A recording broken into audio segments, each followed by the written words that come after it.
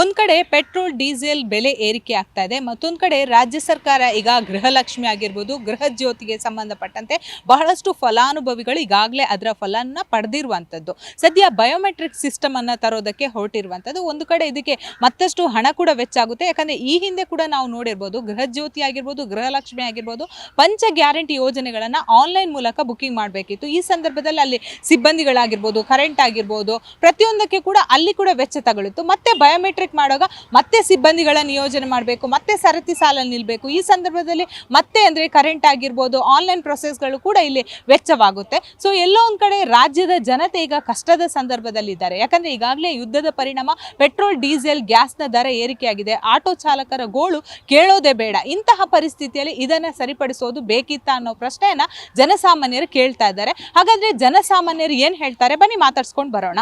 ಪಂಚ ಗ್ಯಾರಂಟಿ ಯೋಜನೆಯಲ್ಲಿ ಪ್ರಮುಖವಾಗಿರೋದು ಗೃಹಲಕ್ಷ್ಮಿ, ಗೃಹ ಜ್ಯೋತಿ. ಈಗಾಗಲೇ ಬಹಳಷ್ಟು ಜನ ಫಲಾನುಭವಿಗಳಿದ್ದಾರೆ. ಬಟ್ ಈಗ ಬಯೋಮೆಟ್ರಿಕ್ ಸಿಸ್ಟಮ್ ತರೋದಕ್ಕೆ ಮುಂದಾಗಿದ್ದಾರೆ. ಸೊ ಒಂದು ಕಡೆ ಇದು ಪ್ಲಸ್ ಅಂತಲೇ ಹೇಳ್ತಾರೆ, ಮೈನಸ್ ಅಂತಲೂ ಹೇಳ್ತಾ ಇದ್ದಾರೆ. ನೀವೇನು ಹೇಳ್ತೀರಾ? ಖಂಡಿತ ಮೇಡಮ್, ಇವಾಗ ಅವರೇನು ಬಯೋಮೆಟ್ರಿಕ್ ತರ್ತಾ ಇದ್ದಾರೆ ಅದು ಒಂದು ಒಳ್ಳೆ ವಿಷಯ ಅಂತ ನಾನು ಹೇಳ್ತೀನಿ. ಯಾಕೆಂದರೆ ತುಂಬ ಜನ ಇರೋವಂಥವ್ರೆ, ಈಗ ಇಲ್ಲ ತುಂಬ ಜನ ಬಡವರಿದ್ದಾರೆ. ಎಷ್ಟೋ ಜನಕ್ಕೆ ಫಲಾನುಭವಿಗಳಿಗೆ ಅದು ತಲುಪ್ತಾ ಇಲ್ಲ. ದುಡ್ಡು ಇರೋವಂಥವ್ರಿಗೆ, ದೊಡ್ಡ ಶ್ರೀಮಂತರುಗಳಿಗೆ, ಅಂಥವರೇ ಕೂಡ ಇವತ್ತಿನ ದಿನದಲ್ಲಿ ಆ ಒಂದು ಉಪಯೋಗನ ಪಡ್ಕೋತಾ ಇದ್ದಾರೆ. ಇದನ್ನು ಪತ್ತೆ ಹಚ್ಚೋದಕ್ಕೋಸ್ಕರ ಬಯೋಮೆಟ್ರಿಕ್ ತರ್ತಾ ಇದ್ದಾರೆ. ಅದು ಒಳ್ಳೆಯದು ಅಂತ ನನ್ನ ಅಭಿಪ್ರಾಯ. ತುಂಬ ಖುಷಿ ಆಗ್ತಿದೆ. ಇದನ್ನೆಲ್ಲ ಪತ್ತೆ ಹಚ್ಬೋದಲ್ಲ, ಹಾಗಾಗಿ ಅದು ಫಲಾನುಭವಿಗಳಿಗೆ ತಲುಪಲಿ ಅನ್ನೋದು ಉದ್ದೇಶದಿಂದ ಅದನ್ನು ಮಾಡ್ತಿದ್ದಾರೆ. ಈಗ ಒಂದು ಕಡೆ ಮತ್ತೊಂದು ಕಡೆ ಪೆಟ್ರೋಲ್ ಡೀಸೆಲ್ ದರಗಳು ಕೂಡ ಏರಿಕೆ ಆಗ್ತಾ ಇದೆ, ಅಗತ್ಯ ವಸ್ತುಗಳ ಬೆಲೆ ಏರಿಕೆ ಆಗ್ತಾ ಇದೆ, ಜನಸಾಮಾನ್ಯರು ತತ್ತರಿಸಿ ಹೋಗ್ತಾ ಇದ್ದಾರೆ. ಇದರಲ್ಲಿ ಮತ್ತೆ ಹಣ ಜಾಸ್ತಿ ಉಪಯೋಗಿಸಿ ಮತ್ತೊಂದು ಕಡೆ ಎಲ್ಲೊಂದು ಕಡೆ ಪೋಲಾಗುತ್ತೆ ಅಂತ ನಿಮ್ಗೆ ಅನ್ಸುತ್ತಾ? ಅದನ್ನು ಈಗ ಅಗತ್ಯ ವಸ್ತುಗಳ ಬೆಲೆ ಏರಿಕೆ ಇದೆಯಲ್ಲ, ಅದನ್ನು ಸರಿದೂಗಿಸ್ಬೋದಂತ ನಿಮ್ಗೆ ಅನ್ಸುತ್ತಾ? ಖಂಡಿತ ಮೇಡಮ್, ಒಂದೊಂದು ಒಳ್ಳೊಳ್ಳೆ ಉಪಯೋಗ ಆಗುತ್ತೆ ಅಂತ ಅಂದಾಗ ಉಪಯೋಗಿಸ್ಬೋದು ಅದನ್ನು. ಹೌದು, ಬೆಲೆ ಏರಿಕೆ ಮಾಡೋದು ಸಾಮಾನ್ಯ ಜನಗಳಿಗೆ ತೊಂದರೆ ಆಗ್ತಾ ಇದೆ. ಇರೋವಂಥವ್ರಿಗೆ ಅದೆಲ್ಲ ಕಾಮನ್, ಯಾವಾಗಲೂ ಅವ್ರಿಗೆ ಬಿಡಿ ಎಷ್ಟೇ ಬೆಲೆ ಏರಿಕೆ ಮಾಡಿದ್ರು ಅದೇನು ಅವ್ರಿಗೆ ಎಫೆಕ್ಟ್ ಅಂತ ಅನಿಸಲ್ಲ. ಅದು ಬಡವರಿಗೆ ಒಂದು ಸ್ವಲ್ಪ ಎಫೆಕ್ಟ್ ಆಗುತ್ತೆ ಅನಿಸುತ್ತೆ. ಖಂಡಿತ ಈಗ ಏನಿದೆಯೋ ಅದೇ ರೀತಿ ಬಡ ಹೆಣ್ಮಕ್ಳಿಗೆ ಆಗಿರ್ಬೋದು, ಬಡವರಿಗೆ ಅದು ತಟ್ಟಬಾರ್ದು ಅನ್ನೋದು ನನ್ನ ಒಂದು ಉದ್ದೇಶ. ಏನಿದೆಯೋ ಈ ಶ್ರೀಮಂತರಿಗೆ ಅದನ್ನು ಇದು ಮಾಡೋಕ್ಕೋಸ್ಕರ ಬಯೋಮೆಟ್ರಿಕ್ ತರ್ತಿರೋದು ತುಂಬ ಒಳ್ಳೆ ವಿಷಯ ಮೇಡಮ್. ಕೇಂದ್ರ ಸರ್ಕಾರದವರು ಇವತ್ತು ಬೆಲೆಗಳನ್ನು ಏರಿಸ್ತಾ ಇದ್ದಾರೆ, ಡೀಸೆಲ್ ಮತ್ತು ಪೆಟ್ರೋಲ್ ಬೆಲೆಯನ್ನು. ಇದು ಇಂಡೈರೆಕ್ಟಾಗಿ ಜನಸಾಮಾನ್ಯರ ಮೇಲೆ ಅತೀವ ಹೆಚ್ಚಿದಂಥ ಪರಿಣಾಮವನ್ನು ಬೀರ್ತಾ ಇದೆ. ಏನು ಇತ್ತೀಚಿನ ದಿನದಲ್ಲಿ 7,500 ರೂಪಾಯಿನ ಹೆಚ್ಚಿದ್ದಾರೆ 15-20 ದಿನದಲ್ಲಿ. 7,000 ರೂಪಾಯಿ ಹೆಚ್ಚಿರೋದು ಪ್ರತಿದಿನದ ಅವರ ಸೇವಿಂಗ್ಸಿನ ಮೇಲೆ ಇದು ಕೈ ಹಾಕ್ತಾ ಇದೆ. ಅವ್ರು ಏನು ಸೇವಿಂಗ್ಸ್ ಮಾಡಿ ಇಟ್ಟಿರ್ತಾ ಇದ್ರು ಅಮೌಂಟು, ಅದರಿಂದ ಇವತ್ತು ಖರ್ಚು ಮಾಡಿ ಜನ ಜೀವನ ನಡೆಸೋಂಥ ಪರಿಸ್ಥಿತಿ ಬಂದಿದೆ.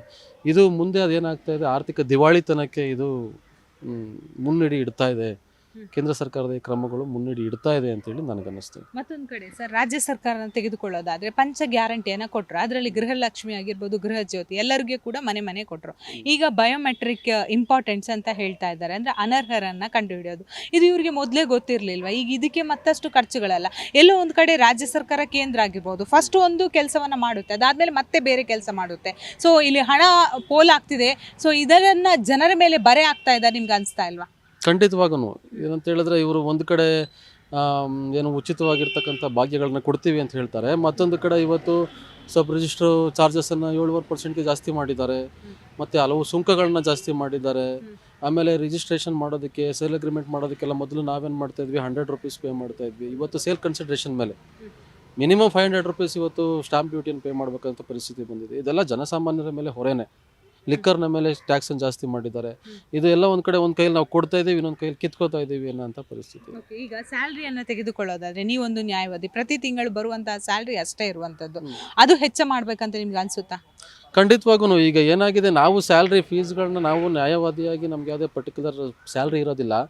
ಆದರೆ ಏನಾಗ್ತದೆ, ನಾವು ಹೆಚ್ಚಿನ ಫೀಸನ್ನು ಕೇಳೋದಕ್ಕೆ ಹೋದರೆ ಅದು ವರ್ಕೌಟ್ ಆಗಲ್ಲ. ಯಾಕಂದರೆ ಜನಗಳ ಹತ್ರ ಈಗ ಆಲ್ರೆಡಿ ಸರ್ಕಾರಗಳು ಅವರ ಸೇವಿಂಗ್ಸಿನ ಪಾಕೆಟಿಗೆ ಕೈ ಹಾಕಿ ತಗೊಳ್ತಾ ಇರೋದ್ರಿಂದ ಏನಾಗ್ತಾ ಇದೆ, ಇವತ್ತು ನಾವು ಹೆಚ್ಚಿನ ಫೀಸನ್ನು ಎಕ್ಸ್ಪೆಕ್ಟ್ ಮಾಡೋದು ಜನರ ಹತ್ರ ಇಟ್ ಈಸ್ ವೆರಿ ಇರ್ರಿಲೆವೆಂಟ್ ಅಂತ ಅನಿಸ್ತದೆ. ರಾಜ್ಯ ಸರ್ಕಾರದ 5 ಗ್ಯಾರಂಟಿಗಳಲ್ಲಿ ಗೃಹಲಕ್ಷ್ಮಿ ಮತ್ತು ಗೃಹ ಜ್ಯೋತಿ ಈಗಾಗಲೇ ಜನರು ಫಲಾನುಭವಿಗಳಾಗಿದ್ದಾರೆ. ಬಟ್ ಈಗ ಮತ್ತೆ ಬಯೋಮೆಟ್ರಿಕ್ ಅದನ್ನು ತರೋಕ್ಕೆ ಮುಂದಾಗಿದ್ದಾರೆ. ಇದು ಎಷ್ಟರ ಮಟ್ಟಿಗೆ ಸರಿ ಅಂತ ನಿಮ್ಗೆ ಅನಿಸುತ್ತೆ? ಫ್ರೀ ಬೀಸ್ ಕೊಡೋದೆಲ್ಲ ಸ್ವಲ್ಪ ಸಿಟಿಸನ್ಸ್ಗೆ ಒಳ್ಳೆಯದಲ್ಲ. ಬಟ್ ಗೌರ್ಮೆಂಟ್ ಅದು ಏನೋ ಅಪ್ರೋಚಲ್ಲಿ ತೊಗೊಂಡಿರ್ಬೋದು. ಅಷ್ಟೇ ನಮಗೆ ಹೇಳೋಕ್ಕಾಗುತ್ತೆ. ಗೃಹ ಜ್ಯೋತಿ ಆಗಿರ್ಬೋದು, ಗೃಹಲಕ್ಷ್ಮಿ ಆಗಿರ್ಬೋದು. ಸೊ ಅಪ್ಲಿಕೇಶನ್ ನಾವು ಹಾಕಿರ್ತೀವಲ್ಲ, ಅದರ ಬದಲು ಬಯೋಮೆಟ್ರಿಕ್ ಅಂದರೆ ಪ್ರತಿಯೊಬ್ಬರು ಕೂಡ ಬಯೋಮೆಟ್ರಿಕ್ ಮೂಲಕ ಇದು ಮಾಡಬೇಕು. ಯಾಕಂದರೆ ಯಾರೆಲ್ಲ ಅರ್ಹರು ಅನರ್ಹರು ನೋಡೋದಕ್ಕೆ. ಇದು ಎಷ್ಟು ಮಟ್ಟಿಗೆ ನಿಮಗೆ ಸರಿ ಅನಿಸುತ್ತೆ? ನೀವು ಬೇರೆ ಪಾಪ ಹಾಕಿದ್ದೀರಾ, ಬಂದಿಲ್ಲ ಅಂತ ಹೇಳ್ತಾ ಇದೆ. ಸೊ ಏನು ಹೇಳ್ತೀರಾ ಇದ್ರ ಬಗ್ಗೆ? ಹಾಕಿದ್ದವ್ರ ಫಲಾನುಭವಿಗಳಿಗೆ ಬರೋದು ನ್ಯಾಯನೇ, ಆದರೂ ಎಷ್ಟು ದಿನ ಅಂತ ಕೊಡೋಕ್ಕಾಗುತ್ತೆ? ಅದನ್ನು ನಿಲ್ಲಿಸಿದ್ರು ಪರವಾಗಿಲ್ಲ. ಓಕೆ, ದಿನೇ ದಿನೇ ಎಲ್ಲ ರೇಟ್ಗಳು ಜಾಸ್ತಿ ಆಗ್ತಿದೆ.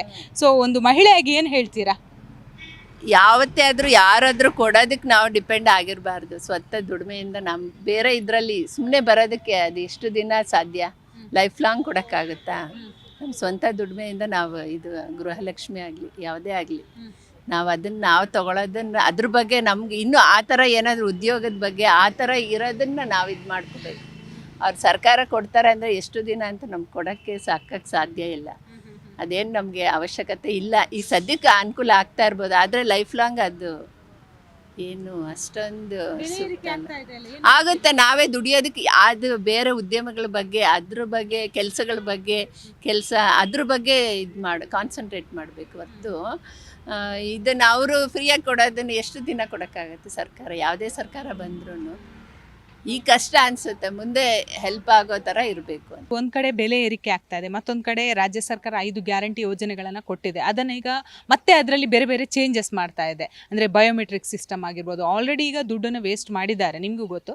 ವೇಸ್ಟ್ ಅಂತಲ್ಲ, ಫಲಾನುಭವಿಗಳಿಗೆ ಕೊಟ್ಟಿದ್ದಾರೆ. ಆದರೆ ಮತ್ತೆ ಬಯೋಮೆಟ್ರಿಕ್ ತಂದಾಗ ಎಲ್ಲೋ ಒಂದು ಕಡೆ ದುಡ್ಡು ಪೋಲಾಗುತ್ತಾ, ಅಥವಾ ಸೆಂಟ್ರಲ್ ಮತ್ತು ರಾಜ್ಯ ಸೇರಿಕೊಂಡು ಜನರಿಗೆ ಇದನ್ನು ಮೀಸಲಾಗಿಡ್ಬೋದಾ? ಏನು ಅನಿಸುತ್ತೆ ಮೇಡಮ್? ಅದು ಯಾರು ಸಹ ಅವರು ನಿಮಗೆ ಫ್ರೀ ಕೊಡಿ, ನಿಮಗೆ ಗೃಹ ಜ್ಯೋತಿ ಕೊಡಿ, ಬಸ್ ಫೇರ್ ಕೊಡಿ ಯಾರು ಕೇಳಲಿಲ್ಲಲ್ಲ.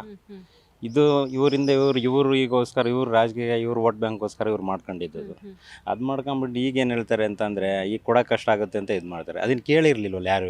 ಅದೇ ಮಾಡೋದನ್ನ ಇವರು ಒಂದು ಆರೋಗ್ಯಕ್ಕೆ ಇದು ಹಾಸ್ಪಿಟ್ಲದ್ದು ಒಂದು ಒಳ್ಳೇದು ಇದು ಮಾಡಿ, ಮತ್ತು ಇದು ಏಜ್ ಆದಂಥವ್ರಿಗೆ ಇದು ಮಾಡಿ, ಒಂದು ಸ್ಕೂಲ್ಗಳದ್ದು ಇದು ಮಾಡಿದರೆ ಬಡವ್ರ ಬಗ್ಗರಿಗೆ ಅನುಕೂಲ ಆಗೋದು. ಈಗ ಇದರಲ್ಲಿ ಏನು ಅನುಕೂಲ ಅನ್ನೋದು ರೀತಿನೇ ಇಲ್ವಲ್ಲ ಇದರಲ್ಲಿ. ಇದು ಯಾರಿಗೆ ನಮ್ಮದನ್ನೇ ಕಿತ್ತೆ ಇನ್ನೊಬ್ರಿಗೆ ಕೊಡ್ತಾ ಇದ್ದಾರೆ ಅಲ್ವಾ? ಇದು ನಮ್ಮ ಜನಗಳಿಗೆ ಅರ್ಥ ಆಗ್ತಾ ಇಲ್ಲ. ಈಗೇನು 2,000 ಬರ್ತಾ ಇದೆ ಅಂತ ಹೇಳ್ಕೊಳ್ತಾರೆ ಅವರು. 2 ದಿವಸ ಕೊಟ್ಟಿರ್ತಾರೆ ಮತ್ತು ಕೊಡಲ್ಲ. ಅದು ನಮ್ಮ ದುಡ್ಡನ್ನೇ ಕಿತ್ತು ಅವ್ರಿಗೆ ಕೊಡೋಕೆ ಇವ್ರು ಮನೆಯಿಂದ ಕೊಡ್ತಾ ಇಲ್ವಲ್ಲ ಇದುವೆ. ಈಗ ನಮ್ಮ ತಲೆ ಮೇಲೆ 2 ಲಕ್ಷ ಹಾಕಿದಾರಲ್ಲ, ಅದು ಯಾರು ಕೊಡೋದು? ಹೌದಲ್ವಾ?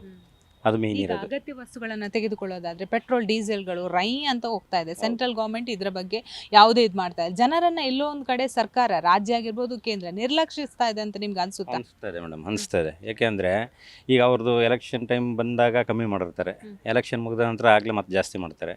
ಆಗ ಬಡವ್ರ ಜೋಗಿ ಕತ್ರಿ. ಬಡವ್ರು ಏನು ಮಾಡಬೇಕು? ಬಡವರು ದುಡ್ಕೊಂಡು ತಿನ್ನೋದೇ ಕಷ್ಟ. ಅಲ್ಲಿ 500 ರೂಪಾಯಿ ಸಂಬಳ ತರ್ತಾ ಇದ್ದಾರೆ ಅಂದರೆ ಇಲ್ಲಿ ಖರ್ಚು, ಮನೆ ಬಾಡಿಗೆ ಅದು ಇದು ಅಂದ್ಕೊಂಡು ಇವರಿಗೆ ಅದಕ್ಕಿಂತಲೂ ಇವ್ರಿಗೆ 100 ರೂಪಾಯಿ ಇವನ್ನೂ ಸಾಲ ಮಾಡಬೇಕಾಗ್ತದೆ ಅವರು. ಅಥವಾ ಗೌರ್ಮೆಂಟಿಂದ ಯಾರಿಗೂ ಸಪೋರ್ಟ್ ಏನಿಲ್ಲ ಅಂದರೆ ಅವರವರು ಬೆಳೆ ಬೇಯಿಸ್ಕೊಳ್ಳೋಕೆ ಅವ್ರು ರಾಜಕಾರಣಿಗಳು ಓಡಾಡ್ತಾರೆ ಅಷ್ಟೇ. ಸರ್ಕಾರಕ್ಕೆ ಏನು ಕ್ಯೂ ಮಾತು ಹೇಳ್ತೀರಾ? ಯಾಕಂದರೆ ಈಗಾಗಲೇ ಗ್ಯಾರಂಟಿ ಯೋಜನೆಗಳನ್ನು ಕೊಟ್ಟಿದ್ದಾರೆ, ಅದರಲ್ಲಿ ಬಯೋಮೆಟ್ರಿಕ್ ಸಿಸ್ಟಮ್ ಬೇಕಂತ ಅನಿಸುತ್ತಾ? ಮತ್ತೆ ಓಕೆ, ಅನರ್ಹರನ್ನು ಪತ್ತೆ ಹಚ್ಚೋದು, ಅರ್ಹರನ್ನು ನೋಡ್ಕೊಳ್ಳೋದು, ಈ ರೀತಿ ಹೇಳ್ತಾರೆ. ಬಟ್ ಇದು ಮತ್ತೆ ದುಡ್ಡು ವೇಸ್ಟ್ ಅಂತ ಅನಿಸುತ್ತಾ? ಯಾಕಂದರೆ ಈ ಹಿಂದೆ ಕೂಡ ಆನ್ಲೈನ್ ಸಮಸ್ಯೆಗಳು ಬಂದಿತ್ತು. ಒಂದು ಸಿಸ್ಟಮ್ನ ದಾಖಲೆಗಳನ್ನು ಇದು ಮಾಡಬೇಕಾದ್ರೆ ಅದಕ್ಕೆ ಅಷ್ಟು ಸಿಬ್ಬಂದಿಗಳ ನಿಯೋಜನೆ ಮಾಡಬೇಕಾಗುತ್ತೆ, ಟೈಮ್ ಕೂಡ ಬೇಕಾಗುತ್ತೆ, ದುಡ್ಡು ಕೂಡ ಬೇಕಾಗುತ್ತೆ. ಏನು ಹೇಳ್ತೀರಾ ಮೇಡಮ್? ಆ ದುಡ್ಡು ಅದಕ್ಕೆ ಎಲ್ಲ ಮಾಡಿಸ್ಲಿಕ್ಕೆ ಅದಕ್ಕೆ ಪೋಲ್ ಮಾಡ್ತಾರಲ್ಲ, ಆ ಪೋಲ್ ಮಾಡೋ ದುಡ್ಡೆಲ್ಲ ಇವ್ರು ಯಾವ್ದಾರು ಒಳ್ಳೇದಕ್ಕೆ ಉಪಯೋಗಿಸ್ಬೋದಲ್ಲ ಅಲ್ವಾ? ಅದು ಪೋಲ್ ಆಗುತ್ತೆ. ನೀವು ಮಾಡೋಕ್ಕೆ ಕೇಳಿದ್ದಾರೆ, ಇವ್ರು ಬೇಕಿರಲಿಲ್ವಲ್ಲ. ಈಗ ಹಂಗೆ ಅನ್ನಕ್ಕೆ ಹೋದ್ರೆ ಈಗ ಅವ್ರನ್ನ ಬಿಡಬೇಕು, 4 ಜನ ಕಮ್ಮಿ ಮಾಡೋಣ ಅಂದ್ಕೊಂಡು ಯಾರನ್ನ ಇದು ಮಾಡ್ಬೋದು ಅಂತ ಹೋಗ್ತಾರೆ. ಅಲ್ಲಿ ಒಟ್ಟಿಗೆ ಟೈಮ್ ತೆಳಬೇಕು ಇವರು. ಅದು ತೆಳ್ಳಿ ಆಗ ಒಂದು 2 ತಿಂಗಳದು ಇದು ಸರ್ಚ್ ಮಾಡಿಸ್ತಿದ್ದು ನಾವು ಹಾಗೆ ಹೇಗೆ ಅಂತ ಹೇಳ್ಬೋದು ಅವರು. ಅದು ಬಿಟ್ಟು ಇನ್ನೇನಿದೆ ಮೇಡಮ್? ಇನ್ನೇನಿಲ್ಲ. ಸರ್ಕಾರಕ್ಕೆ ಇದು ಬೇಡದ ಕೆಲಸ ಇದು. ಅದೇ ಸೆಂಟ್ರಲ್ ಗೌರ್ಮೆಂಟಲ್ಲಿ ಅದೇ ಅವ್ರು ಒಳ್ಳೇದು ಮಾಡ್ತೀವಿ ಅಂತೇಳಿ ಇದು ಮಾಡಿರ್ತಾರೆ, ಅಲ್ಲಿಗೆ ಯಾವುದೋ ಒಂದು ಖಾತ್ರಿ ಆಗ್ತಾರೆ. ಅದು ಬರಬಾರ್ದು. ಈಗ ಅವ್ರು ಏನು ಕೊಟ್ಟಿರ್ತಾರೆ ಆ ಮಾತಿನಂತೆ ನಡೆಯಂಗಿದ್ರೆ ಮಾಡಬೇಕಿಲ್ಲ, ಸುಮ್ಮನೆ ಇರಬೇಕು. ಎಲೆಕ್ಷನ್ ಮುಗಿದ ನಂತರ ಒಂದು ಎಲೆಕ್ಷನ್ ಬರುವಾಗ ಒಂದು ಮಾಡೋದು ಬಾರ್ದು ಅಷ್ಟೇ. ಮುಂಚೆ ಗ್ಯಾರಂಟಿ ಯೋಜನೆಗಳಿದೆ. ಗೃಹಲಕ್ಷ್ಮಿ, ಗೃಹ ಜ್ಯೋತಿಯಲ್ಲಿ ಬದಲಾವಣೆ ತರೋದಕ್ಕೆ ಹೊರಟಿದ್ದಾರೆ. ಪಂಚ ಗ್ಯಾರಂಟಿಯಲ್ಲಿ ನೀವು ಹೇಳಿದಾಗೆ ನಿರುದ್ಯೋಗ ಕೂಡ ಇತ್ತು. ಅದು ಸರಿಯಾಗಿ ಉಪಯೋಗ ಆಗ್ತಾ ಇದೆಯಾ ಸರ್? ಈಗ ಪಂಚ ಗ್ಯಾರಂಟಿ ಕೊಟ್ಟಿದ್ರೆ ಬದಲಾವಣೆ ಏನೂ ಆಗಲ್ಲ. ಈ ರಾಜ್ಯದಲ್ಲೇ ಆಗಲಿ ದೇಶದಲ್ಲೇ ಆಗಲಿ ಬದಲಾವಣೆ ಆಗಲ್ಲ. ಅವರ ಆರ್ಥಿಕ ಸಂಕಷ್ಟಕ್ಕೆ ಬೇಕಾದ್ರೆ ನಿಭಾಯಿಸ್ಬೋದು, ಆದರೆ ಕೆಲವರು ನಿಭಾಯಿಸ್ತಾರೆ. ಈಗ ಪ್ರತಿಯೊಬ್ಬರಿಗೂ ಈಗ APL ಇರೋರು ತಗೋತಾರೆ, BPL ಇರೋರು ಪಡಿತಾ ಇದ್ದಾರೆ. ಇದಕ್ಕೆ ಕರೆಕ್ಟಾಗಿ ಯಾವುದೂ ಇದು ಸರಿಯಾಗಿ ಮಾಡಿಲ್ಲ. ಇವತ್ತು ಏನಾಗಿದೆ ಅಂದರೆ ದೇಶದಲ್ಲೇ ಆಗಲಿ ಈ ರಾಜ್ಯದಲ್ಲೇ ಆಗಲಿ ನಿರುದ್ಯೋಗ ಸಮಸ್ಯೆ ಫಸ್ಟು ಇದಾಡ್ತಾ ಇದೆ. ಆ ನಿರುದ್ಯೋಗ ಸಮಸ್ಯೆ ಹೋಗ್ಲಾಡಿಸ್ಬೇಕಾದ್ರೆ ಫಸ್ಟ್ ಪ್ರಿಫರೆನ್ಸು ನಿರುದ್ಯೋಗಿಗಳಿಗೆ ಇವ್ರು ಏನಾದ್ರು ಕೊಡಬೇಕಾಗುತ್ತೆ. ನಿರುದ್ಯೋಗಗಳು ಇವತ್ತು MA, MPhil, PhD, ಡಾಕ್ಟರ್ ಇದೆಲ್ಲ ಮಾಡಿಕೊಂಡು ಅದರಲ್ಲಿ ಕೂಡ ಇವತ್ತು ಕೆಲವೊಂದು ಯೂನಿವರ್ಸಿಟಿ ಇರ್ಬೋದು, ಡಿಗ್ರಿ ಕಾಲೇಜ್ ಇರ್ಬೋದು, PU ಕಾಲೇಜ್ ಇರ್ಬೋದು, ಇದೆಲ್ಲ ಕೆಲಸದಿಂದ ತೆಗಿತಾ ಇದ್ದಾರೆ. 15 ವರ್ಷ 20 ವರ್ಷ ಮಾಡಿರೋರಿಗೆ ನಿಜವಾದ ಬೆನಿಫಿಷರಿ ಕೊಡಬೇಕಾದ್ರೆ ನಿರುದ್ಯೋಗಿಗಳಿಗೆ ಕೊಡಬೇಕು. ಕೊಟ್ಟಿಲ್ಲ ಅಂದರೆ ಮುಂದಿನ ದಿನಗಳಲ್ಲಿ ನಿರುದ್ಯೋಗಿಗಳು ಇನ್ನು ಮುಂದಿನ ದಿನಗಳಲ್ಲಿ ಅವರೇ ಒಂದು ನೆಕ್ಸಲೇಟ್ ಹುಟ್ಟಾಕ್ಬೋದು. ಆ ರೀತಿ ಇದೆ ಪ್ರಪಂಚ ಇವತ್ತು ಸ್ಟೇಟಲ್ಲಿ. ಅದರಿಂದ ದಯವಿಟ್ಟು ಈ ಸರ್ಕಾರಕ್ಕೆ ಆಗಲಿ ಸೆಂಟ್ರಲ್ಲೇ ಆಗಲಿ ನಿರುದ್ಯೋಗಗಳ ಸಮಸ್ಯೆ ಬಗೆಹರಿಸಿದ್ರೆ ಈ ದೇಶ, ಈ ರಾಜ್ಯ ಎಲ್ಲ ಸರಿ ಹೋಗ್ಬೋದು. ಈಗ ಸರ್ ಒಂದು ಕಡೆ ನಿರುದ್ಯೋಗ ಇದೆ, ಅಗತ್ಯ ವಸ್ತುಗಳ ಬೆಲೆ ಏರಿಕೆ ಆಗ್ತಾ ಇದೆ, ಪೆಟ್ರೋಲ್ ಡೀಸೆಲ್ಗಳ ಹೈಕ್ ಆಗ್ತಾ ಇದೆ, ವಸ್ತುಗಳಂತೂ ಕೈಗೆಟುಕುವ ದರದಲ್ಲಿ ಸಿಗೋದೇ ಇಲ್ಲ. ಸೊ ಇದಕ್ಕೆಲ್ಲ ಸೂಕ್ತ ಕಾರಣ ಈಗ ಗೌರ್ಮೆಂಟ್ಗಳು ಸರಿಯಾದ ಸೊಲ್ಯೂಷನ್ ಕೊಡಬೇಕು. ಬೇಕಾಬಿಟ್ಟಿ ಹಣವನ್ನ ಪೋಲ್ ಮಾಡ್ತಾ ಇದ್ದಾರೆ. ಏನು ಹೇಳ್ತೀರಾ ಒಂದು ಜನಸಾಮಾನ್ಯರಾಗಿ? ಈಗ ಬೇಕಾಬಿಟ್ಟು ಫೋಲ್ ಮಾಡ್ತಾರಂದರೆ ಕರೆಕ್ಟಾಗಿ ಇವತ್ತು ವಸ್ತುಗಳ ಬೇಡಿಕೆ ಜಾಸ್ತಿ ಆಯ್ತದೆ, ಬೆಲೆ ಏರಿಕೆ ಜಾಸ್ತಿ ಆಯ್ತದೆ. ಆದರೆ ಒಬ್ಬ ವ್ಯಕ್ತಿಗೆ ಒಂದು ಮನೆಗೆ ಏನೇನು ಬೇಕು, ಅವ್ನು ಬಾಡಿಗೆ ಕಟ್ಟಬೇಕು, ಸ್ಕೂಲ್ ಫೀಸ್ ಕಟ್ಟಬೇಕು, ಮಕ್ಕಳದು ಪ್ರತಿಯೊಂದು ಬೆಲೆ ಏರಿಕೆ ತಕ್ಕಂತೆ ಇವರ ವೇತನನೂ ಕೂಡ ಜಾಸ್ತಿ ಮಾಡಬೇಕಾಗುತ್ತೆ. ಇವತ್ತು ಬೆಲೆ ಏರಿಕೆ ಆದಷ್ಟು ವೇತನ ಕೂಡ ಹೆಚ್ಚಳ ಆಗಬೇಕು. ಆ ರೀತಿ ಇದ್ದರೆ ಅವರ ಸಂಸಾರನೇ ಆಗಲಿ ಇದಾಗಲಿ ನಿಭಾಯಿಸೋಕ್ಕೆ ಸಾಧ್ಯವಾಗುತ್ತೆ. ಅದು ಆಗ್ತಾ ಇಲ್ಲ. ಅದಕ್ಕೇನಾದ್ರು ಒಂದು ಪರಿಹಾರ ಕಂಡುಹಿಡಿಬೇಕಾದ್ರೆ ಈ ಸರ್ಕಾರನೇ ಗುರುತಿಸಿ ನಿಜವಾದ ಒಂದು ಕೊಡಬೇಕಂತ ಕೇಳಿದೆ. ಗೃಹ ಜ್ಯೋತಿ ಆಗಿರ್ಬೋದು, ಗೃಹಲಕ್ಷ್ಮಿ, ಬಯೋಮೆಟ್ರಿಕ್ ಬಗ್ಗೆ ಮೇಡಮ್, ಖಂಡಿತ ಇದೊಂದು ಒಳ್ಳೆ ಕಾನ್ಸೆಪ್ಟೇ. ಸರ್ಕಾರ ಮಾಡಿದ ಉದ್ದೇಶ ತುಂಬ ಚೆನ್ನಾಗಿದೆ. ಆದರೆ ಎಲ್ರಿಗೂ ಗೊತ್ತಿದೆ ಅದು ಮಿಸ್ಯೂಸ್ ಯಾವ ಮಟ್ಟಕ್ಕೆ ಆಗ್ತಾ ಇದೆ ಅಂತೇಳಿ. ಆದರೆ ಮಿಸ್ಯೂಸ್ ಆಗ್ದಂಗೆ ಈಗ ಬಯೋಮೆಟ್ರಿಕ್ ಮಾಡಬೇಕು ಅಂತೇಳಿ ಸರ್ಕಾರ ಒಂದು ರೀತಿ ಈಗ 3 ವರ್ಷ ಆದಮೇಲೆ ಯೋಚನೆ ಮಾಡಿದ್ದಾರೆ. ಅದಕ್ಕಾದ್ರೂ ಈಗ ಸಮಾಧಾನ ಪಡ್ಕೋಬೇಕು. ಅದು ಜನ ಸಮಾಧಾನ ಪಡ್ಕೋಬೇಕಾ, ಸರ್ಕಾರಗಳು ಸಮಾಧಾನ ಪಡ್ಕೋಬೇಕಾ, ಮಾಧ್ಯಮಗಳು ಸಮಾಧಾನ ಪಡ್ಕೋಬೇಕಾ ಗೊತ್ತಿಲ್ಲ. ಒಟ್ಟಿನಲ್ಲಿ ಈಗ 3 ವರ್ಷದಿಂದ ತಿನ್ನೋರು ತುಂಬ ಚೆನ್ನಾಗಿ ತಿಂದ್ಕೊಂಡ್ರು, ಎಷ್ಟೊಂದು ಮಿಸ್ಯೂಸ್ ಆಯಿತು. 3 ವರ್ಷ ಆದಮೇಲೆ ಇನ್ನೇನು ಚುನಾವಣೆ ಹತ್ರ ಬರ್ತಾ ಇದೆ, ಈಗ GPA ಚುನಾವಣೆ ಹತ್ರದಲ್ಲಿದೆ. ಇಂಥ ಸಂದರ್ಭದಲ್ಲಿ ಸರ್ಕಾರ ಒಂದು ರೀತಿ ಮುಂಜಾಗ್ರತೆಯನ್ನು ಇವಾಗ ವಹಿಸ್ತಾ ಇದ್ದಾರೆ ಅನ್ನೋದೊಂದು ಸಮಾಧಾನ. ಆದರೆ ಜನರಿಗೆ ಇದೊಂದು ಒಳ್ಳೆಯ ಯೋಜನೆಗಳು, ಈ ಥರ ಯೋಜನೆಗಳು ಸಿಗಬೇಕು. ಆದರೆ ಮಿಸ್ಯೂಸ್ ಆಗಬಾರ್ದು. ಮಿಸ್ಯೂಸ್ ಆದರೆ ಮಾತ್ರ ಇದೊಂದು ರೀತಿ ಲೂಟಿಕೋರರಿಗೆ ಒಂದು ಒಳ್ಳೆ ವ್ಯವಸ್ಥೆನೇ ಸಪೋರ್ಟ್ ಮಾಡ್ದಂಗೆ ಆಗ್ಬಿಡುತ್ತೆ. ಆ ಥರ ಆಗಬಾರ್ದು. ಈಗ ಸರ್ಕಾರ ಆಲ್ರೆಡಿ 3 ವರ್ಷ ಫಿನಿಶ್ ಮಾಡಿದೆ. ಸೊ ಈ ಸಂದರ್ಭದಲ್ಲಿ ಬೇಕಿತ್ತ, ಈಗ ಇವರಿಗೆ ಗೊತ್ತಾಯ್ತಾ ಎಷ್ಟೋ ಮಂದಿ ಇದರಲ್ಲಿ ನಿಜಕ್ಕೂ ಫಲಾನುಭವಿಗಳು ಪಡಿತಾ ಇಲ್ಲ ಅಂತ. ಸೊ ಈಗಾಗಲೇ ಅಗತ್ಯ ವಸ್ತುಗಳ ಬೆಲೆ ಏರಿಕೆ ಆಗ್ತಾ ಇದೆ. ಸೊ ಕೇಂದ್ರ ಮತ್ತು ರಾಜ್ಯ ಎರಡೂ ಒಟ್ಟಿಗೆ ಕೂತ್ಕೊಂಡು ಜನರ ಸಮಸ್ಯೆಯನ್ನು ಮೊದಲು ನಿಭಾಯಿಸೋದಕ್ಕೆ ಏನಾದರೂ ಪ್ಲ್ಯಾನ್ ಮಾಡ್ಬೋದಿತ್ತಂತ ನಿಮ್ಗೆ ಅನ್ಸುತ್ತಾ? ಇಲ್ಲ, ಖಂಡಿತವಾಗ್ಲೂ ಹೌದು. ಕೇಂದ್ರ ಮತ್ತು ರಾಜ್ಯ ಎರಡು ಒಟ್ಟಿಗೆ ಸಮಾಲೋಚನೆ ಮಾಡಬೇಕು ಅಂತ ತಾವು ಹೇಳಿದ್ರಿ. ಅದನ್ನು ಯಾವತ್ತೂ ಮಾಡಿದ್ದನ್ನು ನಾವ್ಯಾರೂ ನೋಡಿಲ್ಲ, ಅವ್ರು ಮಾಡೋದೂ ಇಲ್ಲ. ಅವ್ರಿಗೆ ಬೇಕಾಗಿರೋದೇನು, ಕೇಂದ್ರದಲ್ಲಿ ಅವ್ರ ಅಧಿಕಾರ ಹಿಡಿಬೇಕು, ರಾಜ್ಯದಲ್ಲಿ ಇಲ್ಲಿ ಯಾರು ಬರ್ತಾರೆ ಅಥವಾ BJP, ಕಾಂಗ್ರೆಸ್, JDS ಯಾವುದೇ ಇನ್ನಿತರ ಪಕ್ಷಗಳು ಪೈಪೋಟಿ ಇದು ಸಹಜವಾಗಿ ಇದ್ದೇ ಇದೆ. ಅದರಿಂದ ಪ್ರತಿಯೊಬ್ಬರು ಕೂಡ ಅಧಿಕಾರ ಹಿಡಿಬೇಕು ಅನ್ನೋ ಒಂದು ಯೋಚನೆ ಇದೆ. ಬಿಟ್ಟರೆ ಉತ್ತಮವಾಗಿದ್ದರೆ, ಜನಪರ ಯೋಚನೆಗಳಿದ್ರೆ ಯಾರಿಗೂ ಬೇಜಾರಿಲ್ಲ, ತೊಂದರೆ ಇಲ್ಲ. ರಾಜ್ಯದ ಅಭಿವೃದ್ಧಿ ಬಹಳ ಮುಖ್ಯ ಆಗಿರುತ್ತೆ. ಆದರೆ ಇಲ್ಲೆಲ್ಲವೂ ಕೂಡ ಸ್ವಾರ್ಥ, ಅವರವರ ಅನುಕೂಲಕ್ಕೆ ತಕ್ಕಂತೆ ಗೆಲ್ಲಬೇಕು, ಅವರು ಅಧಿಕಾರ ಹಿಡಿಬೇಕು ಅನ್ನೋದಷ್ಟೇ ಪ್ರಮುಖವಾಗಿ ಅಜೆಂಡಾ ಆಗಿದೆ. ಬಿಟ್ಟರೆ ಜನರಿಗೆ ಅನುಕೂಲ ಮಾಡಬೇಕು ಅನ್ನೋ ಒಂದು ಮನಸ್ಥಿತಿ ಯಾರಲ್ಲೂ ಇತ್ತೀಚೆಗೆ ಕಂಡು ಬರ್ತಾ ಇಲ್ಲ. ಮೊದಲೆಲ್ಲ ಇತ್ತು. ಆದರೆ ರಾಜ್ಯ ಸರ್ಕಾರ 3 ವರ್ಷ ಆದಮೇಲೆ ಆದ್ರೂ ಒಂದು ಒಳ್ಳೆ ಯೋಜನೆಗಳನ್ನ ಜನರಿಗೆ ತಲುಪಿಸ್ಬೇಕು ಅಂತೇಳಿ ಹೊರಟಿರ್ತಕ್ಕಂಥದ್ದು ನಿಜವಾಗ್ಲೂ ಕೂಡ ಇದೊಂದು ಶ್ಲಾಘನೀಯ. ಒಂದು ಒಳ್ಳೆ ರೀತಿ ಜನರಿಗೆ ಇದು ತಲುಪಬೇಕು. ನೋಡೋಣ ಯಾವ ರೀತಿ ಅಧಿಕಾರಿಗಳ ಸಪೋರ್ಟ್ ಇಲ್ಲಿ ಬಹಳ ಮುಖ್ಯವಾಗಿದೆ. ಅಧಿಕಾರಿಗಳಿಗೆ ಏನಾಗಿದೆ ನಿಮ್ಮೆಲ್ಲರಿಗೂ ಕೂಡ ಗೊತ್ತೇ ಇದೆ. ಬರೀ ಬಕೆಟ್ ಇಟ್ಕೊಂಡು ಅವ್ರವ್ರ ಅನುಕೂಲಕ್ಕೆ ತಕ್ಕಂತೆ ಯಾರ್ಯಾರು, ಈಗ DK ಶಿವಕುಮಾರ್ ಅವ್ರದ್ದು ಒಂದು ತಂಡ ಒಂದು ಬಣ ಆದರೆ ಅಧಿಕಾರಿಗಳು, ಈ ಕಡೆ ಸಿದ್ದರಾಮಯ್ಯ ಅವ್ರದ್ದು ಒಂದು ಬಣ, ಇನ್ನು ಮಿನಿಸ್ಟ್ರುಗಳಿಂದ ಕೆಲವೊಂದು ಎಷ್ಟು ಜನ ಮಿನಿಸ್ಟರ್ಸ್ ಇದ್ದಾರೆ, ಪ್ರಭಾವಿಗಳಿದ್ದಾರೆ, ಅವ್ರದ್ದೇ ಆದಂಥ ಕೆಲವೊಂದು ಬಣಗಳನ್ನ ಇಟ್ಕೊಂಡು ಚೇಲೆಗಳ ಥರ ಆಟ ಆಡ್ತಕ್ಕಂಥದ್ದು. ಪ್ರಾಮಾಣಿಕವಾಗಿ ಅವ್ರೇನು ಅಧಿಕಾರ ವಹಿಸ್ಕೊಂಡಿರ್ತಾರೆ, ಅವರವರ ಎಜುಕೇಷನ್ಗೆ ತಕ್ಕಂತೆ IAS, KS, IPS ಇವರೆಲ್ಲರೂ ಕೂಡ ಅವ್ರವ್ರಿಗೆ ಇರ್ತಕ್ಕಂಥ ಅಧಿಕಾರವನ್ನು ಪ್ರಾಮಾಣಿಕವಾಗಿ ಕೆಲಸವನ್ನು ಜನಪರವಾಗಿ ಸರ್ಕಾರದ ಪರವಾಗಿ ಕೆಲಸ ಮಾಡಿದ್ರೆ ಇದೆಲ್ಲ ಬೇಕಾಗೇ ಇಲ್ಲ. ಆದರೆ ಇವತ್ತು ಯಾರು ಮಾಡ್ತಾ ಇದ್ದಾರೆ ಮೇಡಮ್? ಎಷ್ಟು ಪರ್ಸೆಂಟೇಜ್ ಮಾಡ್ತಾ ಇದ್ದಾರೆ? ಎಲ್ಲರೂ ನಾವು ಹಾಗೆ ಹೇಳೋದಿಲ್ಲ. ಎಲ್ಲರೂ ಕೂಡ ಇವತ್ತು ಮಾನಗೆಟ್ಟವರು ಅಂತ ಹೇಳೋದಿಲ್ಲ, ಲಜ್ಜೆಗೆಟ್ಟವರು ಅಂತ ಹೇಳೋದಿಲ್ಲ, ಅಪ್ರಾಮಾಣಿಕರು ಅಂತ ಹೇಳೋದಿಲ್ಲ, ಅಥವಾ ಈ ಏನು ಹೇಳ್ತೀವಿ ಭ್ರಷ್ಟಾಚಾರಿಗಳು ಅಂತ ಹೇಳೋದಿಲ್ಲ. ಎಲ್ಲರೂ ಅಲ್ಲ. ಆದರೆ ಮಾಡ್ತಾ ಇರೋದಂತೂ ಸತ್ಯನಾ? ಕೆಲವೊಂದಿಷ್ಟು ಬೆರಳಿಕೆ ಎಷ್ಟು ಅಂತ ಹೇಳಬೇಕಾ, ಪರ್ಸೆಂಟೇಜ್ ಲೆಕ್ಕದಲ್ಲಿ ಹೇಳಬೇಕಾ ಗೊತ್ತಿಲ್ಲ. ಆದರೆ ಇವತ್ತು ಎಲ್ಲವೂ ಸಾರ್ವಜನಿಕವಾಗಿ ಬಹಳ ಜನಕ್ಕೆ ಕಾಣೋ ರೀತಿಯಲ್ಲೇ ನಡೀತಾ ಇದೆ. ರಾಜಕಾರಣಿಗಳು ಮಾಡ್ತಾ ಇದ್ದಾರೆ, ಅಧಿಕಾರಿಗಳು ಮಾಡ್ತಾ ಇದ್ದಾರೆ, ಈ ಕಡೆ ಜನರು ಒಂದು ರೀತಿ ನೊಂದ್ಕೊಳ್ಳೋವಂಥ ಪರಿಸ್ಥಿತಿ. ಆದರೆ ಅವರು ಕೂಡ ಅರ್ಥ ಮಾಡ್ಕೋಬೇಕು, ಚುನಾವಣೆ ಸಂದರ್ಭಗಳಲ್ಲಿ ಅವರು ಕೂಡ ಭ್ರಷ್ಟಾಚಾರ ಮಾಡ್ತಾ ಇದ್ದಾರೆ. ಎಲ್ಲೂ ಕೂಡ ಸರ್ಕಾರಗಳೇ ಅನೌನ್ಸ್ ಮಾಡುತ್ತೆ, ನಿಮ್ಮಂಥ ಮಾಧ್ಯಮದವ್ರು ಅನೌನ್ಸ್ ಮಾಡ್ತೀರಿ, ಅಥವಾ ಬುದ್ಧಿಜೀವಿಗಳು ಅಂತ ಅನಿಸ್ಕೊಂಡಿರ್ತಕ್ಕಂಥವ್ರು ಹೇಳ್ತಾರೆ. ನಿಮ್ಮ ಒಂದು ಮತಕ್ಕೆ, ನಿಮ್ಮ ಸ್ವಾಭಿಮಾನಕ್ಕೆ, ನಿಮ್ಮ ತನಕ್ಕೆ ಹಣವನ್ನು ತಗೊಳ್ಳದೆ ನೀವು ವೋಟ್ ಮಾಡಿ ಪ್ರಾಮಾಣಿಕರಿಗೆ ಅಂತ. ಆದರೆ ಜನರು ದುಡ್ಡು ಕೊಡದೆ ವೋಟೇ ಮಾಡೋದಿಲ್ಲ, ಮನೆಯಿಂದ ಹೊರಗಡೆನೇ ಬರೋದಿಲ್ಲ. ಅಂತಹ ಪರಿಸ್ಥಿತಿ, ಮನಸ್ಥಿತಿಗೆ ತಲುಪೋಗಿದ್ದಾರೆ ಇವತ್ತು. ಆ ಥರದ ಪರಿಸ್ಥಿತಿ ಇರೋನಾಗ ಯಾವ ಮಟ್ಟಕ್ಕೆ ಎಲ್ಲವೂ ಕೂಡ ಯಶಸ್ವಿ ಆಗುತ್ತೆ ಅಂತ ಗೊತ್ತಿಲ್ಲ, ಕಾದ್ ನೋಡ್ಬೇಕಷ್ಟೇ. ಎಲ್ಲ ಪ್ರೈಸಸ್ ತುಂಬಾ ಜಾಸ್ತಿ ಇದೆ. So it's really difficult for the middle class ಅಂತಾನೆ ಹೇಳ್ಬೋದು. ಏನಿಲ್ಲ ಅಂದ್ರೂ ಡೈಲಿ ಒಂದು 2 ವೀಲರ್ ಅಟ್ ಲೀಸ್ಟ್ ನಮಗೆ ಯೂಸ್ ಮಾಡಕ್ಕೆ ಬೇಕೇ ಬೇಕಾಗುತ್ತೆ. ಸೊ ಈ ಪೆಟ್ರೋಲ್ ರೇಟ್ಸ್ ನ ಕಂಟ್ರೋಲ್ ಮಾಡಬೇಕು ಅನ್ನೋದು ಒಂದು ವಿನಂತಿ. ಪ್ಲಸ್ ರೋಡ್ಸ್ ತುಂಬಾ ಹಾರಬಲ್ ಆಗಿದೆ ಬೆಂಗಳೂರಲ್ಲಿ. ನಾನು ಹೇಳೋದೇ ಬೇಡ ಈ ಏರಿಯಾ ಆ ಏರಿಯಾ ಅಂತ. ಸೊ ಎಲ್ಲಿ ನಿಮ್ಗೆ 1/2 ಲೀಟರ್ ಖರ್ಚಾಗುತ್ತೋ ಅಲ್ಲಿ ನಿಮ್ಗೆ 3/4 ಲೀಟರ್ 1 ಲೀಟರ್ ಪೆಟ್ರೋಲ್ ಆ ತರ ಖರ್ಚಾಗ್ತಾ ಇದೆ. So first I would request them freebies ಆಮೇಲೆ ಕೊಡಿ. Basic necessity is our need, ಅದನ್ನ ಫಸ್ಟ್ ಪೂರೈಸಿ ಅಂತ ಕೇಳ್ತೀನಿ. ತುಂಬಾ ದೊಡ್ಡ ಹೊಡೆತ ನಮ್ಮ ಕಾಮನ್ ಪೀಪಲ್ಗೆ. ನಮ್ಮ ಕಾಮನ್ ಪೀಪಲ್ಗೆ ಹೇಗೆ ಹೊಡೆತ ಬೀಳುತ್ತೆ ಅಂದರೆ ಫಸ್ಟ್ ಟ್ರಾನ್ಸ್ಪೋರ್ಟೇಷನ್ ಮೇಲೆ ಬೀಳುತ್ತೆ. ಟ್ರಾನ್ಸ್ಪೋರ್ಟೇಷನ್ ಮೇಲೆ ಇದು ಹೊಡೆತ ಬಿದ್ದಾಗ ಆಬ್ವಿಯಸ್ಲಿ ಅವರು ಫಾರ್ಮರ್ಸಿಂದ ಸಪ್ಲೈ ಆಗೋ ಎಸೆನ್ಷಿಯಲ್ ಕ್ರಾಪ್ಸ್ದು ಆಗಲಿ, ನಮ್ಮ ಅಕ್ಕಿ ದಿನಸಿಗಳು ಜಾಸ್ತಿ ಆಗುತ್ತೆ, ಮಿಲ್ಕ್ ಜಾಸ್ತಿ ಆಗುತ್ತೆ.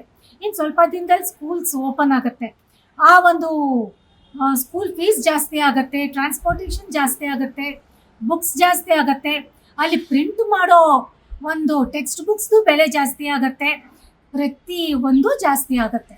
ಸೊ ಅವಾಗ ಪೇರೆಂಟ್ಸ್ ಏನು ಮಾಡ್ತಾರೆ, ಅವ್ರ ಮಕ್ಕಳ ಭವಿಷ್ಯ ಚೆನ್ನಾಗಿರಬೇಕು ಅಂತ ಸಾಲ ಮಾಡೇ ಮಾಡ್ತಾರೆ. ಆ ಸಾಲ ತೀರಿಸೋದ್ರಲ್ಲಿ ಅವ್ರ ಹೆಲ್ತ್ ಹಾಳಾಗುತ್ತೆ. ಸೊ ಅಲ್ಲೇನಾಗುತ್ತೆ, ಹೆಲ್ತ್ದೂ ಅಷ್ಟೇ ಎಲ್ಲ ರೇಟ್ಸು ಜಾಸ್ತಿ ಆಗುತ್ತೆ. ಸೊ ಎಲ್ಲೂ ಇದು ಒಳ್ಳೇದಾಗ್ತಾ ಇಲ್ಲ. ಸೆಂಟ್ರಲ್ ಅವರು ಜಾಸ್ತಿ ಮಾಡಿದ್ದಾರೆ ಅಂದರೆ ಅದು ಡೆವಲಪ್ಮೆಂಟಿಗೆ ಯೂಸ್ ಮಾಡ್ತಾರೆ. ಅದು ಯಾವ ಥರ ಡೆವಲಪ್ಮೆಂಟು, ಏರ್ಪೋರ್ಟ್ಸ್, ಎಕ್ಸ್ಪ್ರೆಸ್ ಹೈವೇಸ್, ಇನ್ನೂ ತುಂಬ ಥರ ಯೂಸ್ ಮಾಡ್ತಾರೆ. ಆದರೆ ನಮ್ಮ ಸ್ಟೇಟ್ ಗೌರ್ಮೆಂಟ್ ಮೇಲೆ ಇರೋ ವ್ಯಾಟು ಖಂಡಿತವಾಗ್ಲೂ ನಮ್ಮ ಸ್ಟೇಟ್ ಗೌರ್ಮೆಂಟ್ ಕೈಯಲ್ಲಿದೆ, ಅದನ್ನು ಕಡಿಮೆ ಮಾಡ್ಬೋದು. ಇಲ್ಲ ಅಂದರೆ ಈ ಒಂದು ಡೀಸೆಲ್ ಪೆಟ್ರೋಲ್ ಬೆಲೆನ ಒಂದೇ GST ಕೆಳಗೆ ತೊಗೊಂಬಂದ್ಬಿಡಿ, 18% GST ಕೆಳಗೆ ತೊಗೊಂಬರ್ರಿ. GST ಕೆಳಗೆ ತೊಗೊಂಬಂದ್ರೆ ಪ್ರತಿ ಸ್ಟೇಟ್ಗೂ ಒಂದೇ ಫಿಕ್ಸೇಷನ್ ಆಗುತ್ತೆ. ಜಾಸ್ತಿ ಪ್ರೈಸಸ್ ಎಲ್ಲ ತುಂಬಾ ಜಾಸ್ತಿ ಮಾಡಿರೋದಕ್ಕೆ ಮಧ್ಯಮ ವರ್ಗದವ್ರಿಗೆ ಎಲ್ಲರಿಗೂ ತುಂಬಾ ಕಷ್ಟ ಆಗ್ತಾ ಇದೆ. ಅದರಿಂದ ಎಲ್ಲ ಪ್ರೈಸಸ್ ಜಾಸ್ತಿ ಆಗ್ತಾ ಇದೆ. ಮಕ್ಕಳಿಗೆ ಸ್ಕೂಲ್ ಮಕ್ಕಳಿಗೂ ತುಂಬಾ ಕಷ್ಟ ಆಗತ್ತೆ, ಆಫೀಸ್ ಹೋಗೋರ್ಗೂ ತುಂಬಾ ಕಷ್ಟ ಆಗತ್ತೆ. ಜನಸಾಮಾನ್ಯರಿಗೆ ಅಂದ್ರೆ ಇವಾಗ ಕೆಲಸದವ್ರಿಗೆ, ನಮ್ಮನೆ ಕೆಲಸದವ್ರೇ ಆಗ್ಲಿ, ಕೆಲಸ ಮಾಡೋರ್ಗಾಗ್ಲಿ, ಮಧ್ಯಮ ವರ್ಗದವ್ರಿಗೆ ಇದರಿಂದ ತುಂಬಾ ತೊಂದರೆ ಆಗ್ತಾ ಇದೆ. ಈ ಸ್ಟೇಟ್ ಗೌರ್ಮೆಂಟ್ ಅವರು ಏನಾದ್ರು ಮಾಡ್ಬೇಕು ಇದಕ್ಕೆ. ಸ್ಟೇಟ್ ಗೌರ್ಮೆಂಟ್ ಒಂದ್ ಸ್ವಲ್ಪ ಟ್ಯಾಕ್ಸಸ್ ಎಲ್ಲ ಕಡಿಮೆ ಮಾಡಿ ಬೇರೆ ಯಾವ್ದ್ರ ಮೇಲಾದ್ರೂ ಈ ತರ ನೋಡಿ ಮಾಡಿದ್ರೆ ಒಳ್ಳೇದು ಅನ್ಸತ್ತೆ. Because there are middle class families or lower middle class families also, there are so many people. ತುಂಬ ಒಂದು ಹೆಂಗೆ ಅಂದರೆ ಫೀಸ್ ಕಟ್ಟೋಕ್ಕೂ ಅವ್ರ ಕೈಲಿ ಆಗ್ತಿರಲ್ಲ. ಸೊ ಆ ಥರದನ್ನೆಲ್ಲ ಒಂಚೂರು ಗೌರ್ಮೆಂಟ್ ಅವರು ಯೋಚನೆ ಮಾಡಿ ಅದ್ರ ಬಗ್ಗೆ ಏನಾದರೂ ಫ್ರೀ ಕೊಡೋದಾಗಲಿ ಅಥವಾ ಅವ್ರಿಗೇನಾದರೂ ಹೆಲ್ಪ್ ಮಾಡೋದಾಗಲಿ ಮಾಡಿದ್ರೆ ತುಂಬ ಉಪಯೋಗ ಆಗುತ್ತೆ. It's not like free buses ಕೊಡೋದಾಗಲಿ ಇನ್ನೊಂದು ಮಾಡೋದಾಗಲಿ ಅದು ಯಾವುದೂ ಉಪಯೋಗ ಇರಲ್ಲ. ಇನ್ನೂ ಕ್ರೌಡೆಡ್ ಜಾಸ್ತಿ ಆಯಿತು ಫ್ರೀ ಬಸ್ಸಸ್ ಎಲ್ಲ ಮಾಡಿಕೊಟ್ಟಿದ್ರಿಂದ. ಎಷ್ಟೋ ಹೆಣ್ಮಕ್ಳು ಗುದ್ದಾಡಿಕೊಂಡು ಎಲ್ಲ ಆಗಿ ಅವ್ರಿಗೆ ಪ್ರಾಬ್ಲಮ್ಸ್ ಆಯ್ತು ವಿನಃ ಎಲ್ಲೂ ಪೀಸ್ಫುಲ್ಲಾಗಿ ಏನು ಹೋಗಲಿಲ್ಲ. ಸೊ ಅದರದಿಂದ ಈ ಥರ ಹೆಣ್ಮಕ್ಳಿಗೆ ಕೆಲಸ ಕೊಡಿಸೋದಕ್ಕಾಗಲಿ ಅಥವಾ ಅವ್ರಿಗೇನಾದರೂ ಅವ್ರಿಗೆ ಲೈಫಲ್ಲಿ ಇಂಡಿಪೆಂಡೆಂಟ್ ಆಗಿ ನಿಂತ್ಕೊಳ್ಳೋದಕ್ಕೆ ಏನಾದರೂ ಇಂಪ್ರೂವ್ ಆಗೋದಕ್ಕೆ ಏನಾದರೂ ಮಾಡೋದಕ್ಕೆ ಏನಾದರೂ ಮಾಡಿದ್ರೆ ತುಂಬ ಖುಷಿ ಆಗುತ್ತೆ. ಆ್ಯಂಡ್ ಮೋರ್ ಪೆಟ್ರೋಲ್ ಅನ್ನೋದು ದಿನ ನಮಗೆ ಬೇಕೇ ಬೇಕು. ಹೇಗೆ ನಾವು ನೀರು ಕುಡಿತೀವೋ ಆ ರೀತಿ ಗಾಡಿಗೆ ಪೆಟ್ರೋಲ್ ಇಲ್ಲ ಅಂದರೆ ಮುಂದಕ್ಕೆ ಹೋಗೋದಕ್ಕೆ ಸಾಧ್ಯವೇ ಇಲ್ಲ. ಸೊ ಹಾಗಾಗಿ ಪೆಟ್ರೋಲ್ ಬೆಲೆನ ಈ ಥರ ಏರಿಕೆ ಮಾಡ್ಕೊಂಡು ಹೋದರೆ ತುಂಬ ಕಷ್ಟ ಆಗುತ್ತೆ ಮಿಡಲ್ ಕ್ಲಾಸ್ ಫ್ಯಾಮಿಲೀಸ್ಗೆ. ಸೊ ಹಾಗಾಗಿ ಅದು ವ್ಯಾನ್ ಫೆಸಿಲಿಟೀಸ್ಗೆ ಮಕ್ಕಳಿಗೆ ಅವರು ಮತ್ತೆ ನಡ್ಕೊಂಡು ಹೋಗೋ ಪರಿಸ್ಥಿತಿಗಳು ಬರುತ್ತೆ. ಸೊ ಆ ಥರ ತುಂಬ ಪ್ರಾಬ್ಲಮ್ಸ್ ಇದ್ದಾವೆ. ಇದು ತುಂಬ ಎಫೆಕ್ಟ್ ಆಗ್ತಾ ಇದೆ. ಒಂದು ಟ್ರಾನ್ಸ್ಪೋರ್ಟೇಷನ್ ಇಂದ ಹಿಡಿದು ಎಲ್ಲದೂ ಇವಾಗ ಆಟೋದವ್ರಿಗೆ LPG ಸಿಗ್ತಾ ಇಲ್ಲ. ಆ್ಯಂಡ್ ಅದರಿಂದ ಮತ್ತೆ ಅವರು ರೇಟ್ ಜಾಸ್ತಿ ಮಾಡ್ತಾರೆ ಇವಾಗ. ಸೊ ನಮ್ಮ ಕಾಮನ್ ಪೀಪಲ್ಸ್ಗೆ ತುಂಬ ಹೊಡೆತ ಬೀಳ್ತಾ ಇದೆ ಅದು. ನಾವು ಆಲ್ರೆಡಿ ನಮಗೆ ಅಫಿಷಿಯಲ್ಸ್ ಇರೋದ್ರಿಂದ ಆಲ್ರೆಡಿ ಟ್ಯಾಕ್ಸು ಕಟ್ಟಾಗೇ ಬರುತ್ತೆ, ಅದರಲ್ಲೇ ಸಿಗೋದು ಕಮ್ಮಿ ಇರುತ್ತೆ. ಅದ್ರ ಜೊತೆಗೆ ಇದೂ ಅಂದರೆ ತುಂಬ ಏಟ್ ಬೀಳ್ತಾ ಇದೆ. ನಮಗೆ ಸೇವಿಂಗ್ಸ್ ಏನೂ ಆಗ್ತಾ ಇಲ್ಲ ಆ್ಯಕ್ಚುಲಿ. ಈ ಸ್ಟೇಟ್ ಗೌರ್ಮೆಂಟ್ ಅವರು ಫ್ರೀ ಬೀಸ್ ಅಂತಾರೆ, ಅದು ನಮಗೇನು ಸಿಗೋದಿಲ್ಲ ಮಿಡಲ್ ಕ್ಲಾಸ್ ಪೀಪಲ್ಸ್ಗೆ. ಸೊ ಅದು ಇನ್ನೊಂದು ಥರ ಎಫೆಕ್ಟ್ ಆಗ್ತಾ ಇದೆ. ಆ್ಯಂಡ್ ಇವತ್ತು ನಾನು ಬರ್ಬೇಕಾದ್ರೆ ಆಟೋದಲ್ಲಿ ಮಾತಾಡ್ತಾ ಇದ್ದೆ, ಅವ್ರು ಹೇಳ್ತಾ ಇದ್ರು ಆಟೋ ಡ್ರೈವರು ಈ LPG ಗ್ಯಾಸಸ್ಸಿಂದ ಅವ್ರಿಗೆ ತುಂಬ ಕಷ್ಟ ಆಗ್ತಾ ಇದೆ ಆ್ಯಂಡ್ ಅವ್ರಿಗೇನು ಮಿಕ್ಸಕ್ಕೆ ಆಗ್ತಾ ಇಲ್ಲ ಅಂತ.